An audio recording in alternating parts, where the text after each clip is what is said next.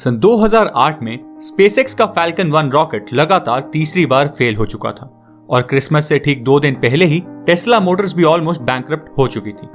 ये दोनों ही Elon Musk के ड्रीम प्रोजेक्ट्स थे और लगातार 5-6 सालों से इन प्रोजेक्ट्स पर काम करने के बाद ये इलॉन मस्क की जिंदगी का सबसे चुनौतीपूर्ण समय था।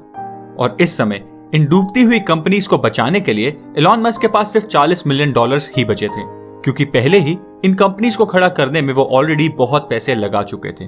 और इतना ही नहीं, कुछ ही दिनों बाद इनका डाइवोर्स भी हो गया।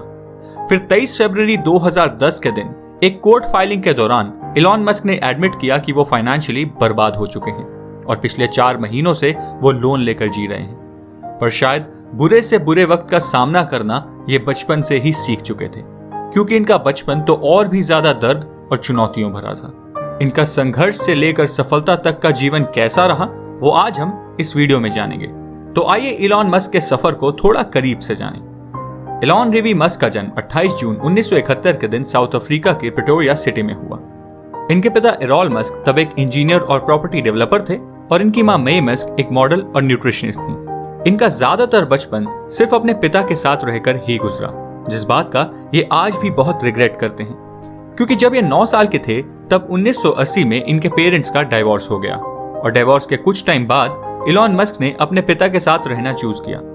पर एक इंटरव्यू में इलॉन मस्क ने बोला कि मैं अपने पिता को बिल्कुल भी पसंद नहीं करता, क्योंकि ऐसा कोई गलत काम नहीं है जो उन्होंने ना किया हो। शायद किसी भी इंसान के लिए उसका बचपन और स्कूल के दिन उसके सबसे अच्छे दिनों में से होते होंगे, पर इलॉन मस्क के लिए स्कूल उनकी बचपन की यादों का सबसे बुरा हिस्सा है।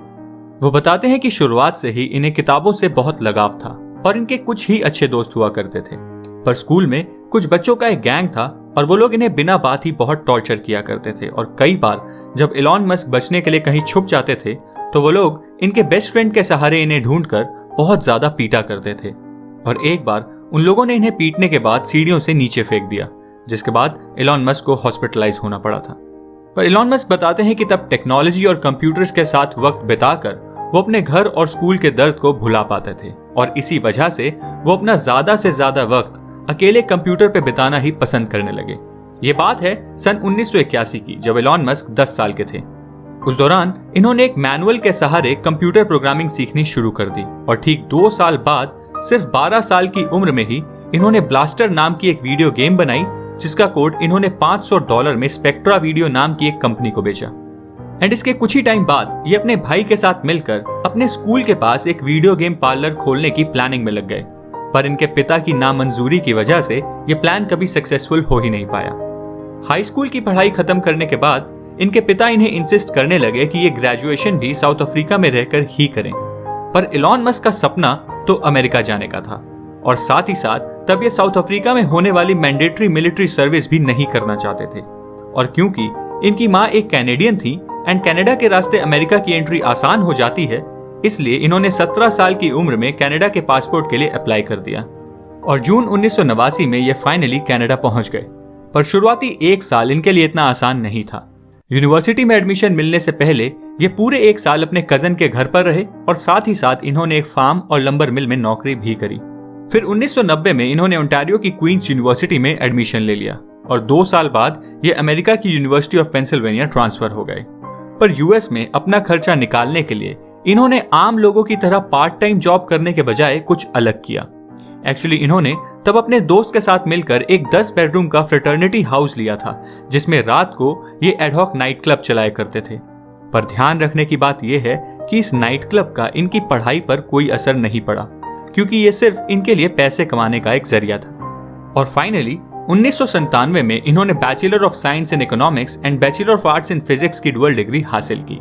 फिर इन्होंने नेटस्केप नाम की एक कंपनी में अपनी मनचाही जॉब के लिए कई बार अप्लाई किया, पर ये बताते हैं कि इन्हें कभी भी इनकी जॉब इंक्वायरीज का कोई रिस्पॉन्स मिला ही नहीं। उसके बाद energy physics and material science में पीएचडी की पढ़ाई के लिए इन्होंने स्टैनफोर्ड यूनिवर्सिटी में एडमिशन ले लिया, पर सिर्फ 2 दिन बाद ही इन्होंने कॉलेज से ड्रॉप आउट कर लिया। ये उस दौरान की बात है जब सिलिकॉन वैली में कई लोग अपने आइडियाज को रियलिटी में बदल रहे थे। मतलब ये बात है इंटरनेट बूम के समय की।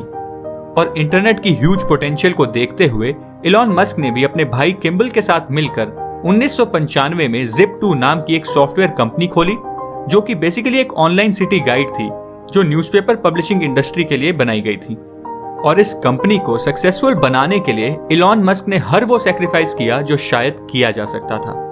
वो बताते हैं कि उस समय अपार्टमेंट अफोर्ड करना उनके लिए पॉसिबल नहीं था, इसलिए वो ऑफिस के काउच पर ही सोया करते थे और YMCA के बाथरूम में नहाया करते थे। और बस इतना ही नहीं, इन्होंने कई इंटरव्यूज में ये भी बताया है कि उस टाइम ये सिर्फ एक ही कंप्यूटर अफोर्ड कर सकते थे, इसलिए दिन भर तो वेबसाइट लाइव रहती थी, पर फिर रात भर ये उस कंप्यूटर पर कोडिंग किया करते थे। और इनकी मेहनत फाइनली तब रंग लाई जब फरवरी 1999 में कॉम्पैक्ट ने Zip2 को $307 मिलियन में एक्वायर कर लिया। अपने 7% शेयर के हिसाब से इलॉन मस्क को पर्सनली इस डील से $22 मिलियन मिले। फिर मार्च 1999 में इलॉन मस्क ने X.com नाम की एक ऑनलाइन फाइनेंशियल सर्विस प्रोवाइड करने वाली ई-पेमेंट कंपनी स्टार्ट की और उन $22 मिलियन में से $10 मिलियन इस कंपनी को खड़ा करने में लगा दिए। फिर कॉन्फिनिटी नाम की एक कंपनी के साथ मर्जर के बाद 2001 में X.com का नाम बदलकर पेपैल रख दिया गया और अक्टूबर 2002 में eBay ने फाइनली पेपैल को $1.5 बिलियन में खरीद लिया और अपने स्टॉक्स के हिसाब से इलॉन मस्क को इस डील से $165 मिलियन मिले। और इसके बाद शुरू हुई स्पेसएक्स और टेस्ला की कहानी, जिस पर डिटेल में पूरी एक वीडियो अलग से बनाई जा सकती है। और इलॉन मस्क की इस एडवेंचरस बिजनेस जर्नी को इसी वीडियो में जस्टिफाई करना पॉसिबल नहीं है, इसलिए दोस्तों इस टॉपिक पर मैं अलग से एक वीडियो बनाऊंगा। पर इलॉन मस्क से एक चीज जो सीखने वाली है वो ये है कि आपका पास्ट चाहे जितना भी टफ या बुरा क्यों ना रहा हो, अगर आप सच में किसी चीज को लेकर सीरियस हो और कोई चीज आपके लिए बहुत इंपॉर्टेंट है तो आप कभी भी अपने पास्ट को एक्सक्यूज की तरह यूज नहीं करोगे। क्योंकि दोस्तों किसी ने क्या खूब कहा है, जनाब घायल तो यहाँ हर एक परिंदा है, जनाब घायल तो यहाँ हर एक परिंदा है, पर जो उठकर उड़ सके वही तो जिंदा है। उम्मीद है आपको ये वीडियो पसंद आई होगी। अगर आपको ये वीडियो पसंद आई है तो इस चैनल को सब्सक्राइब करें, इस वीडियो को लाइक करें और बेल आइकन दबाएं फ्यूचर वीडियो अपडेट्स के लिए। Thank you.